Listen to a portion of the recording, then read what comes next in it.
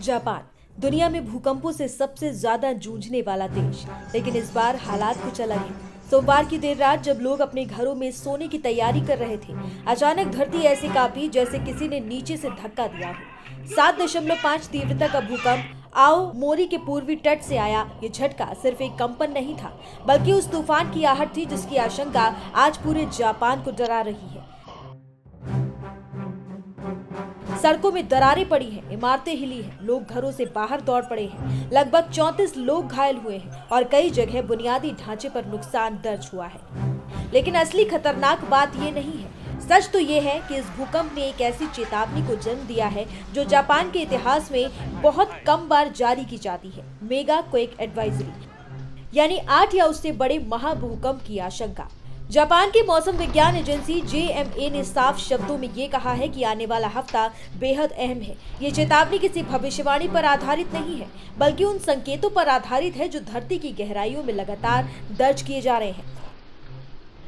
7.5 तीव्रता का झटका किसी बड़े विनाश का ट्रिगर हो सकता है। कुछ ऐसा ही 2011 में भी हुआ था, जब 9 तीव्रता का भूकंप और सुनामी ने लगभग 20,000 लोगों की जान ले ली थी और फुकुशिमा न्यूक्लियर हादसा हुआ था। आज वही डर फिर लौट आया है। जेएमए का कहना है कि होकाइडो से लेकर चिबा तक पूरी पट्टी सबसे ज्यादा जोखिम में है, क्योंकि इसी क्षेत्र के नीचे प्रशांत प्लेट जापान के नीचे खिसकती है, जहां 2 बड़े समुद्री ट्रेंच, जापान ट्रेंच और चिशिमा ट्रेंच मौजूद हैं। ये वही इलाका है जहां जापान के इतिहास के सबसे भयानक भूकंप दर्ज किए गए हैं। सोचिए, धरती के नीचे प्लेटें अगर कुछ सेंटीमीटर भी सरक जाएं, तो समुद्र में ऐसी उथल-पुथल मच सकती है कि सुनामी 50 से 100 फीट तक उठ जाए।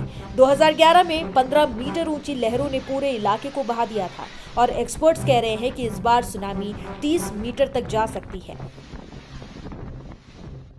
सरकारी आंकड़े दहला देने वाले हैं। 1,99,000 तक लोगों की जान जा सकती है।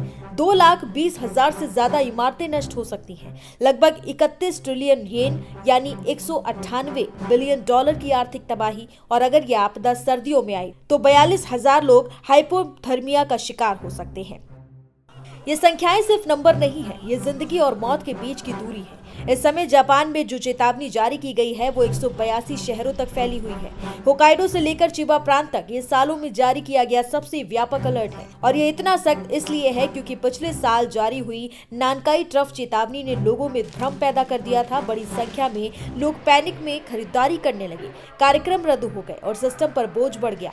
इस बार सरकार किसी भी तरह की अनिश्चितता नहीं छोड़ना चाहती। इस बार जनता को पहले से तैयार रहने को कहा गया है। घरों में सामान सुरक्षित रखें, इमरजेंसी किट तैयार रखें, इवैक्यूएशन रूट्स पहले से देख लें और खासकर तटीय क्षेत्रों में रहने वाले लोग ज्यादा सतर्क रहें। इसका जवाब किसी के पास नहीं है। ये सलाह भविष्यवाणी नहीं, बल्कि वैज्ञानिक पैटर्न पर आधारित एक चेतावनी है। 2011 के महाभूकंप से 2 दिन पहले भी एक मामूली झटका आया था 7.3 तीव्रता का, और आज वही पैटर्न फिर से दिख रहा है। इसलिए सरकार नहीं चाहती कि इतिहास दोहराए जाने का इंतजार किया जाए। इस बार वो चाहते हैं कि वो लोग पहले से तैयार रहे। दुनिया जानती है कि जापान गिरता है फिर उठता है, वो टूटता है फिर खड़ा होता है, लेकिन आज पूरा देश एक अदृश्य दबाव के नीचे खड़ा है, क्योंकि उन्होंने 2011 की तबाही अपनी आंखों से देखी है। हर परिवार, हर घर, हर स्कूल आज उस पुराने डर को फिर महसूस कर रहा है। आने वाले कुछ दिन जापान के लिए बेहद महत्वपूर्ण हैं। हम सबकी दुआएं, प्रार्थनाएं और उम्मीदें उनके साथ हैं। उम्मीद है कि ये चेतावनी सिर्फ सावधानी बनकर रह जाए और कोई त्रासदी ना आ जाए।